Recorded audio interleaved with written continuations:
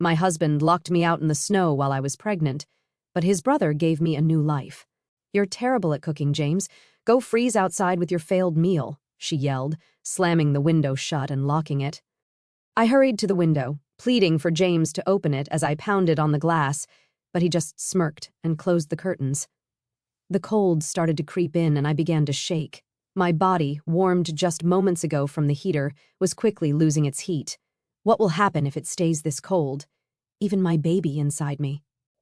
I was about to faint from the freezing cold when someone suddenly reached out to help. "Are you okay?" The next day, I came back home with him. James was outside, freezing naked. I was stunned at the sight, but Liam stepped forward. "Isn't that what you said? If you can't cook properly, then freeze outside." Liam gave James a stern look and spoke in a cold tone. James, shivering in the yard, could barely muster a response. "I'll call for an ambulance out of kindness. Emily, do you have anything to say to him before it arrives?" I nodded and stepped closer to James. "My name is Emily Smith. I'm 28 years old and a stay-at-home mom. When I was working, my mom got sick and passed away. Then my dad suddenly died from a heart problem. I was left all alone. Since I'm the only child, it was really hard being by myself, but I kept busy with work." "Emily, are you okay? You seem stressed." During that tough time, my husband James was there for me. He comforted me when I felt sad and alone. Eventually, we fell in love and got married after dating for a few years. "We're so happy to have such a wonderful woman in our family," my in-laws said. "James, you've brought home a great lady." After our wedding, I moved in with James's family, and we all got along great. "Emily, I saw a new cafe near the train station on TV.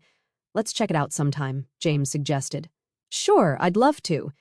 I especially bonded with my mother-in-law, and we made it a tradition to go out for a meal once a week.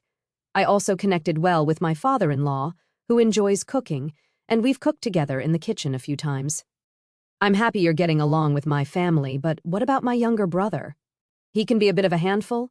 James asked. "Oh, he's fine. Liam, my brother-in-law, and I don't talk much because he works from home and stays in his room most of the time. But when I showed interest in his work, he explained it to me in detail. So, I've been getting along well with James's family. A few years later, I found out I was pregnant with James's child. Because of how bad my morning sickness was, I decided to quit my job. I think that's a good call." "Don't overdo it," James agreed. Deciding to quit wasn't just my choice. I talked it over with James's family. Both James and Liam make enough money for us to live comfortably. I also have savings, and with my father-in-law working and my mother-in-law having a part-time job, quitting my job won't cause any issues. "Wow, pregnant women have it easy. No work, no complaints," someone remarked. Lately, James has been complaining about me not working. But during our discussions about me quitting my job, James was actually the one who suggested it first. "You're just freeloading without a job, acting all high and mighty." "Who's acting high and mighty? I'm the one who always cleans up after you," I retorted. I've always been competitive, so I wanted to prove James wrong. "If you had a problem, you should have spoken up during our discussions. You were the one who brought it up, right? Instead of complaining, focus on your own responsibility." My parents-in-law agree with me and support my decision. James feels left out. He and Liam don't get along, so Liam never supports James. James looks down on me because I work from home. He doesn't listen to me and doesn't think I'm helpful, Liam whispered. This is why he doesn't join our conversations. James doesn't like this, and when we're alone, he complains even more. "Just because my family likes you doesn't mean you should act all high and mighty. I'm not acting that way. Everyone is just being reasonable." Even when it's just the two of us, I never used to lose arguments to James, but when the morning sickness started, I lost the energy to argue. Pregnancy isn't an illness. "If you're not working, James thinks you're just lazy." I agree pregnancy isn't an illness, but Emily is putting in a lot of effort to nurture another life. "That's hard work in itself," Liam acknowledged. Liam started helping out too. Whenever James complained to me, Liam would step in and tell his parents while James got scolded by them. Liam took care of me. "At this rate, it's hard to tell who the real father is," I joked, rubbing my belly. With my in-laws keeping an eye on things, I hoped James would eventually change. Until then, I kept trusting him. "Oh, James is back." "No, not yet." Suddenly, James started coming home late all the time. He claimed it was because of overtime, but I wasn't sure if that was true. Even on his days off, he'd say he was working late or got called in unexpectedly and wouldn't come home at all. I began to suspect James was cheating, and so did his parents. We tried to gather evidence together, but it was tough to catch him in the act. He always seemed to be at the office, and we couldn't find any evidence of him seeing another woman. Well, we can't really know what's going on inside the company, his parents said. I asked one of his CO workers, but she said everything seemed normal. Hey, Emily, take it easy, she told me.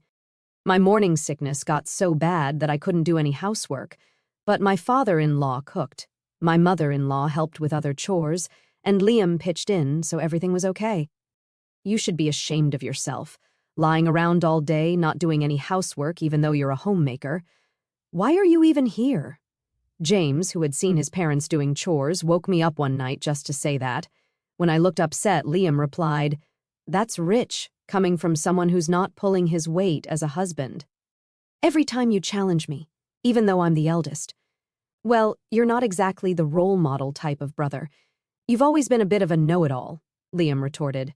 The argument between the brothers escalated, almost turning physical, before their parents stepped in to stop them. After hearing what happened, their parents scolded James, saying, "That's enough. Where are you going without talking to me?" James left without a word. "I'm really sorry about that." "We apologize," their parents said to me in place of James, and the situation calmed down. However, James's behavior has been worsening, and something needs to be done soon. I was at a loss for what to do. "Is everything okay?" One Saturday, my in-laws had planned a trip for a local event. Despite arranging it beforehand, they were worried about leaving me alone due to James's recent behavior. "I'm concerned about leaving you," my mother-in-law said. "I'll be fine. My morning sickness has eased up a lot," I assured them. They left with concern, and around the same time, Liam had overnight commitments. "I'm sorry for leaving at this time," Liam said. "It's okay. Take care," I replied. Not long after they left, Liam also departed. James was unusually at home that day, still asleep. Despite not feeling my best, I decided to get up and do things around the house. I didn't want to risk James's criticism if I stayed idle. Thankfully, my father-in-law had prepared plenty of dishes and stored them in the fridge.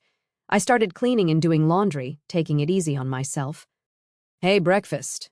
James finally woke up close to noon, still looking grumpy with messy hair. He demanded breakfast, and I rolled my eyes, grabbing some leftovers from the fridge. "What's that? Leftovers your dad made? You can't even cook as a homemaker," James remarked. His comment annoyed me. Why does he say things like this? Doesn't he realize I'm pregnant with his child? There's no excuse for his behavior. "Sorry, but right now my main job is taking care of our baby. Household chores can wait." "How dare you talk to your husband like that?" James shouted at me. But then Liam barged in, breaking the tension. I could hear them arguing loudly outside. "You stay out of this!" James snapped at Liam before storming off to his room, muttering angrily. As expected, James made a racket and then left the house. Liam let out a heavy sigh. "You okay?" Liam asked as he entered the room. "Yeah. What brings you here?" I replied. "I just came to pick up something I forgot," Liam explained, looking at me with concern. I chuckled, noticing how much he resembled his mother. "It's all right. Go ahead. Don't worry about me," I assured him. "Okay then. I'll head out," Liam said, hesitating for a moment before leaving. I couldn't help but wonder, where did the James I first met go? At this rate, it seemed like divorce was inevitable, but I still wanted to remain close to my in-laws. Feelings suddenly drained, I decided to lie down, and before I knew it, I fell into a deep sleep. "Emily, time to wake up." James's voice interrupted my sleep. I mumbled as I sat up. I met James's eyes, expecting him to scold me. However, he gave me a nice smile. I'm sure I'll get an earful from James later, I thought. "I wanted to let you sleep, but it's already evening," James said in a surprisingly gentle tone. I was shocked by his kindness. "I've prepared dinner, so when you're ready, come join me," he added before leaving the room. I noticed a blanket over me and couldn't help but wonder if James had covered me. I went to the kitchen and found my father-in-law's dishes already warmed up, ready to eat. "I'm sorry, Emily," James said sincerely. When I found out we were having a baby, I was thrilled, but then I got overwhelmed and took it out on you. This cake is my way of apologizing. James presented a cake to me. Honestly, this gesture couldn't erase all the past hurts, but his genuine apology warmed my heart. For now, I decided to forgive him and enjoy our meal together. "Look, it's snowing," James exclaimed excitedly. "Oh, you're right. Let's go see," I replied, following him to the window. The sight of the snow falling against the night sky was beautiful. Since I came from a place where it rarely snowed, this was a special moment for me. Without hesitation, I moved closer to the window. "Let's open it," James suggested. "But it'll be cold," I protested. "Just put on a jacket," he insisted as he draped one over me and opened the window, letting in the chilly wind. As I braced myself against the cold, James hugged me. Suddenly, I found myself outside, and when I turned around, I saw James grinning mischievously. "You're a homemaker who doesn't do the housework. That makes you a bad wife." "Think about that tonight," he teased. "Excuse me? What are you saying? You can't even cook," I retorted. With that, James shut and locked the window. I rushed to the window, pleading with James to open it as I pounded on the glass, but he just grinned and closed the curtains. The cold was starting to make me shiver. My body, warm from the heater just moments ago, was rapidly losing its warmth. What am I going to do if this continues? Even my baby inside me? Just as I felt like I might pass out from the cold and shock, someone reached out to me and asked if I was okay. They helped me into their car. "Why were you out here at this time of night?" It was Liam, who had come home earlier than planned because he was worried about James. The car's heater warmed me up, and I felt relieved. "We should go to the hospital just to be safe," Liam suggested as he drove me there. Thanks to his quick action, both my baby and I were okay. While I was being examined, Liam arranged for a hotel where we could stay. He left to take care of something else. "I'm so relieved you're going to be a strong baby, right?" Feeling reassured, I rubbed my belly. I was grateful that nothing serious had happened. Exhausted, I fell asleep as soon as I lay down on the bed. "Oh, Emily, are you feeling better now?" Liam asked as we left the hospital. "Yes, I'm completely fine now. Thank you so much," I replied gratefully. "No problem. Shall we head home?" Liam suggested. The next day, as we arrived home, I was shocked to see James freezing naked in the yard. Liam approached him with a cold gaze and tone. "This is what you said, right? If you can't cook properly, then freeze outside." James, shivering, couldn't even respond properly. "I'll call an ambulance out of kindness." "Emily, do you want to say anything to him before it arrives?" Liam asked. Nodding, I stepped closer to James. "It's because of you that our baby was almost in danger. I will never forgive you. Just wait," I told him firmly. James was taken to the hospital. Later, I asked Liam what happened last night after he dropped me off at the hotel. Liam returned home alone and found James sleeping in the living room, naked with another woman who seemed to be his mistress. James had brought her home, thinking we wouldn't be there, and with me locked out, he seemed confident. Liam, furious, threw James out of the house in his birthday suit, telling him to think about his actions. Then Liam interrogated the shocked mistress, gathered evidence, and sent her back to her place. It turned out she had a family, too. By the time Liam informed them of everything, dawn was approaching. He took a short nap in the car and then came to pick me up. That's how everything unfolded. "I've talked to my parents. They said they're coming home today," Liam told me with a gentle smile, staying by my side until they returned. "It's going to be okay now, Liam." "Thank you so much," I said gratefully.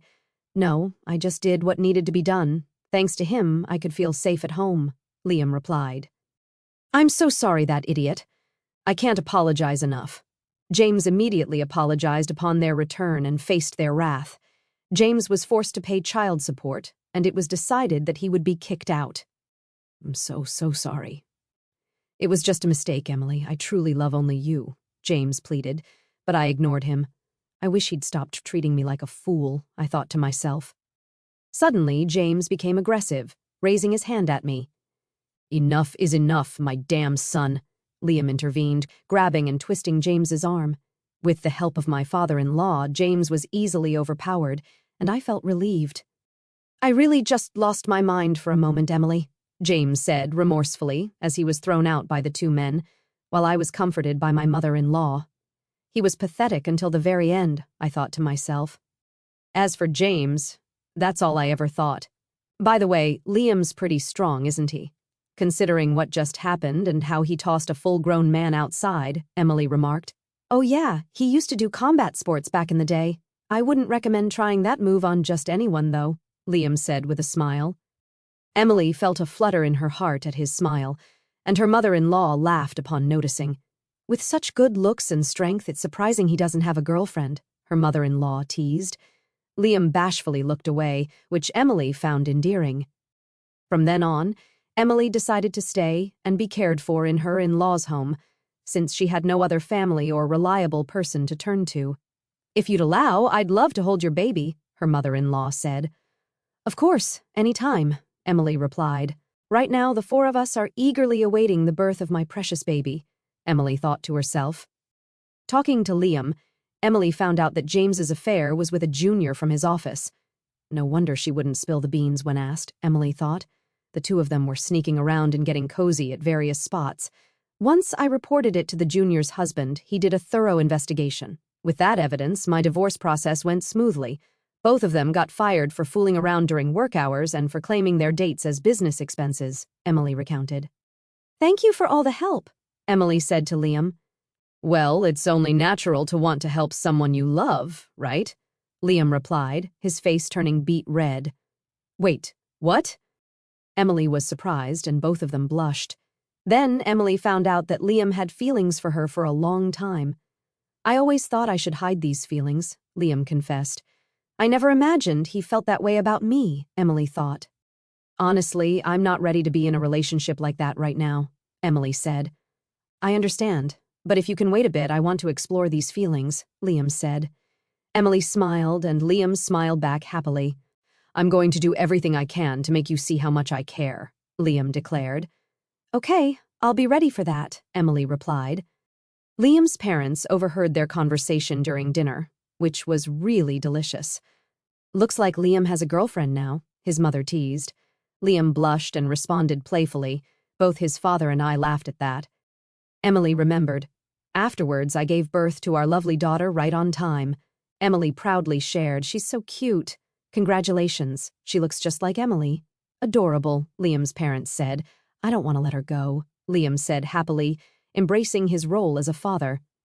Years later, I happily married Liam again, and our daughter calls him Daddy. Liam adores her, Emily remembered fondly. I think our next child will be a boy, Liam guessed. Yeah, that would be cool if he's like me, but having a boy who looks like you would be awesome too, Liam added. I'm pregnant with our second child now. Our daughter is thrilled about becoming a big sister, Emily said happily. We're all thinking of names together. It seems like our daughter's suggestion might win, Emily laughed.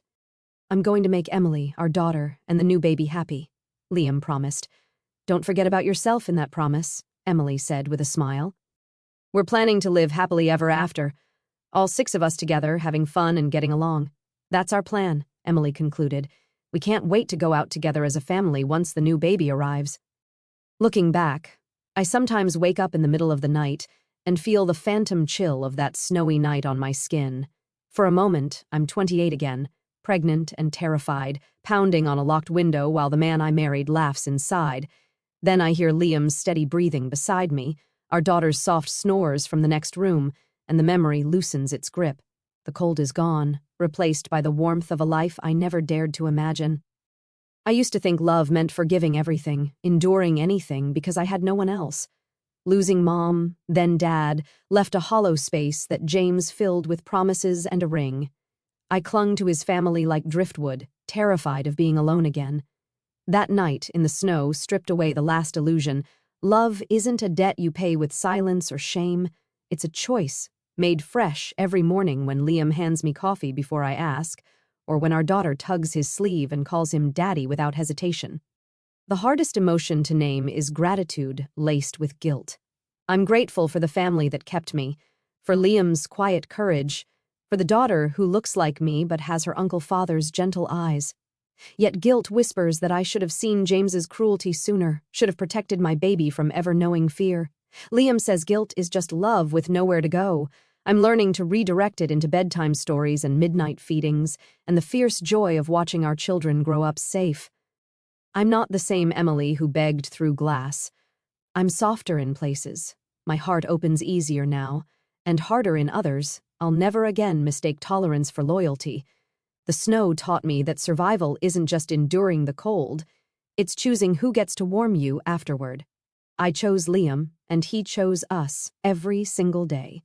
That choice, repeated in small, ordinary moments, is the real happily ever after.